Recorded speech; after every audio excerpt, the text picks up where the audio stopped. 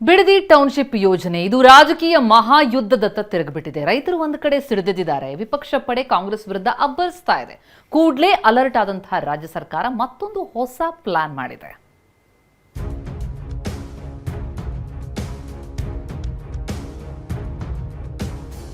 ಗೌಡರ ಗರ್ಜನೆ, ಪೊರಕೆ ಏಟು, ಭೂಮಿ ಸರ್ವೆಗೆ ತಾತ್ಕಾಲಿಕ ಬ್ರೇಕ್, ಗಲಾಟೆ ಆತಂಕ, ಮೊದಲು ಪರಿಹಾರ ನೀಡಿ ಸರ್ವೆ ನಡೆಸಲು ಪ್ಲಾನ್, ಬಿಡದಿ ಭೂ ಸಂಗ್ರಾಮ, ಅವ್ರು ಕೊಡೋದಿಲ್ಲ ಇವ್ರು ಬಿಡೋದಿಲ್ಲ ಎಂಬಂತಾಗಿದೆ. ಪೊರಕೆ ಏಟಿನ ಬಳಿಕ ಸರ್ಕಾರ ಸ್ಪಂದಿಸಿದೆ ಅಂತ ಬೈರಮಂಗಲದಲ್ಲಿ ಪೊರಕೆಗೆ ಪೂಜೆ ಸಲ್ಲಿಸಿದ್ದಾರೆ. ಬಲವಂತವಾಗಿ ರೈತರ ಭೂಮಿ ವಶಪಡಿಸಿಕೊಳ್ಳಲ್ಲ ಅನ್ನೋ ಸರ್ಕಾರದ ವಾದವನ್ನ ಒಪ್ಪದ ರೈತರು ನಮ್ಮ ಭೂಮಿ ಸರ್ವೆ ಮಾಡಲ್ಲ ಅಂತ ಹಿಂಬರಹ ಕೊಡಿ ಅಂತ ಒತ್ತಾಯಿಸಿದ್ದಾರೆ. ಅವ್ರು ಬೇಕಾದವರು ಕೊಡ್ಲಿ, ಬೇಡದೇ ಇದ್ದವರು ಇರ್ಲಿ ಅಂತ ಅವ್ರು ಅಂತವ್ರೆ. ಆ ಒಪ್ಪಿಗೆಗೆ ನಮ್ಗೆ ಒಪ್ಪಿಗೆ ಇಲ್ಲ. ಯಾಕೆಂದ್ರೆ ನಮ್ದು ಅಕ್ಕಪಕ್ಕ ಭೂಮಿಗಳು ಇರ್ತವೆ, ನಮಗೂ ತೊಂದರೆ ಆಗುತ್ತೆ. ಅವಾಗ ಅಳಿಯಕ್ಕೆ ಬಂದಾಗ ಇನ್ನೊಂದು ಬಂದಾಗ ನಮ್ಗೆ ತೊಂದರೆ ಆಗುತ್ತೆ. ನಮ್ಗೇನಾದ್ರು ಒಂದು ಮನವಿ ಪತ್ರ ಕೊಟ್ರೆ ನಾವು ಎದ್ದು ಹೊರಟಾಯ್ತೀವಿ. ನೀವು ಎರಡು ಕಡೆ ನಾಗರಾವ್ ಎರಡು ಕಡೆ ತಲೆ ಆಡ್ಸಿದ್ರೆ ನಾವು ಅಂತೆ ಗಂಟೆ ಪರ್ಕಲು ಹೊಡಿತೀವಿ.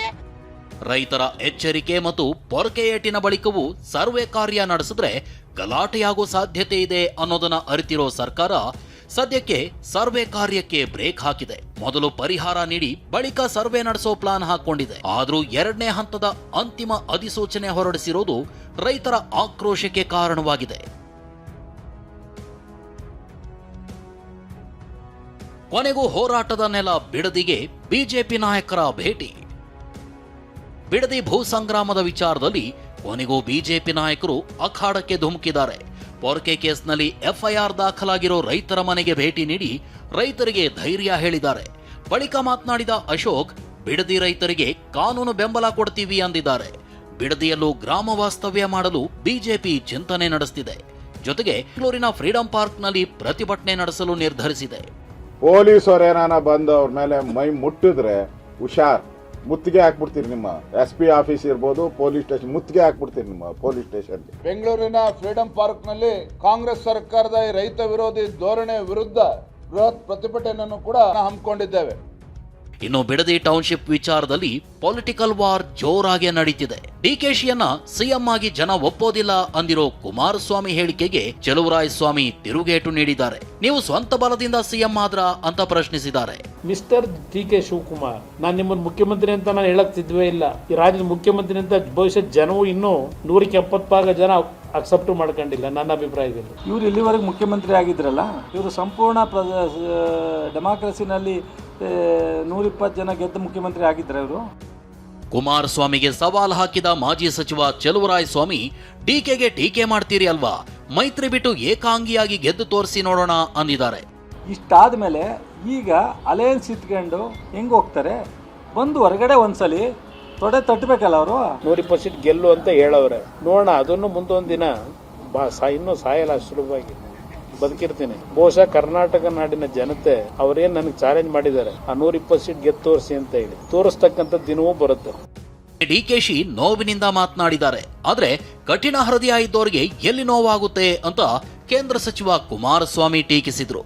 ನಮಗೂ ಸಹ ಹೇಳಿದ್ದಾರೆ, ನೋವು ಪಟ್ಕೊಳ್ಳೋದಾಗ್ಲಿ ಮತ್ತಿನ್ನೇನ ಪದಬಳಕೆ ಮಾಡ್ಕೊಂಡು ಹೇಳಿದ್ದಾರೆ, ನೋವು ಪಟ್ಕೋಬೇಡಿ. ರಾಜ್ಯದಲ್ಲಿ ಈ ರೀತಿಯ ಒಂದು ಘಟನೆಗಳು ನಡೀತಾ ಇದ್ದಾಗ ಸ್ವಲ್ಪ ಹೃದಯ ಇರ್ತಕ್ಕಂಥವ್ರಿಗೆ ನೋವು ಆಗೋದು ಸಹಜ. ಹೃದಯ ಇದ್ದವ್ರಿಗೆ, ಕಠಿಣವಾದ ಹೃದಯ ಇದ್ರೆ ಎಲ್ಲಿಂದ ಅವ್ರಿಗೆ ನೋವಾಗ್ತದೆ.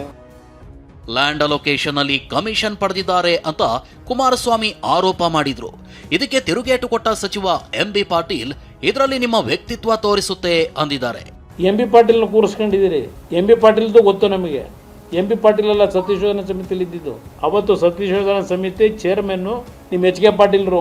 ಎಲ್ಲಿದೆ ಆ ರಿಪೋರ್ಟು ಸತ್ಯಶೋಧನಾ ಸಮಿತಿದು? KDB ರೋಲ್ ಏನಿರ್ತದೆ, ಏನೋ ಅಕ್ವೈರಿಂಗ್ ಬಾಡಿ, ನಮ್ಮ ಕಡೆ ಒಂದು ಆಕ್ಟ್ ಇದೆ, ಅದ್ರ ಪ್ರಕಾರ ಅಕ್ವೈರ್ ಮಾಡಕ್ಕೆ ನಮ್ಗೆ ಹೇಳಿರ್ತಾರೆ. ಅದನ್ನ ಅವರು ಅವಾಗ ನಮಗೆ ಹೇಳಿದ್ದಾರೆ, ಅವಾಗ KDB ಅಕ್ವೈರ್ ಆಗಬೇಕು ಅಂತ ಹೇಳಿ. ಪ್ರೊಜೆಕ್ಟ್ ಮಾಡೋರು ಅವರು, ಅಕ್ವಿಷನ್ ಬಾಡಿ ಅಷ್ಟೇ ನಾವು. ಅದಕ್ಕೆ ಕುಮಾರಸ್ವಾಮಿ ಅವರು ನಾನು ತೆಗಿತೀನಿ ನಿನ್ನ ತೆಗಿತೀನಿ ಅನ್ನೋದು ಏನರ್ತದೆ? ಅದರ ಇದು ತೋರಿಸ್ತದೆ, ಅದು ಅವರ ವ್ಯಕ್ತಿತ್ವವನ್ನು ತೋರಿಸ್ತದೆ. ಇವತ್ತಿನ ದಿವಸ ಬಲವಂತವಾಗಿ ರೈತರಿಂದ ಭೂಮಿ ವಾಪಸ್ ಪಡೆಯಲ್ಲ ಅನ್ನೋ ಮೂಲಕ ಬೀಸೋ ದೊಣ್ಣೆಯಿಂದ ಪಾರಾಗಲು ಸರ್ಕಾರ ಹೆಜ್ಜೆ ಇಟ್ಟಂತೆ ಕಾಣ್ತಿದೆ. ಹೀಗಿದ್ರೂ ಮತ್ತೊಂದು ಅಧಿಸೂಚನೆ ಹೊರಡಿಸಿದ್ಯಾಕೆ ಅಂತ ಬಿಜೆಪಿ ಪ್ರಶ್ನೆ ಮಾಡ್ತಿದೆ. ಪ್ರಶಾಂತ್, TV9 ಬಿಡದಿ.